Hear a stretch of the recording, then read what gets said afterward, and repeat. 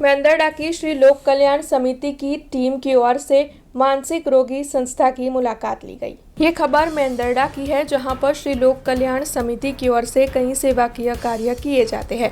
तब इस बार इस संस्था की ओर से मानसिक रोगी संस्था की मुलाकात लेते हुए मानसिक तौर पर अस्थिर मरीजों में स्वच्छता ही सुंदरता के सूत्रों को चरितार्थ करते हुए फिनाइल दिया गया है। दरअसल ये सभी अपने निवास स्थान को स्वस्थ रखे, इसी आशय के साथ श्री लोक कल्याण समिति की ओर से सेवाप्रभावी प्रमुख डॉक्टर बालूभाई कोरांट और साथ ही आश्रम के महंत माताजी की ओर से ये फिनाइल की बोतल इन सभी को दी गई।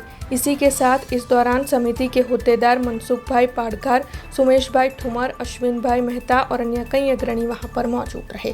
रोड पर गंगेड़ी में आवेला नकलम धाम मानसिक रोगना आश्रम में આવી અને એ લોકોની રિક્વાયરમેન્ટ પ્રમાણે એને પુસ્તક વિનુ બાપુને માતાજીને પૂછતા કે અમારે પાસે ફિનાઇલ સારી કંપનીની નથી અને અહીંયા 250 જેવા માનસિક રોગીઓ રહે છે, તો એના માટે અમારે રિક્વાયરમેન્ટ જો તમે એના માટે 40 લીટર ફિનાઇલ લઈ અને માતાજીને અર્પણ કરી છે।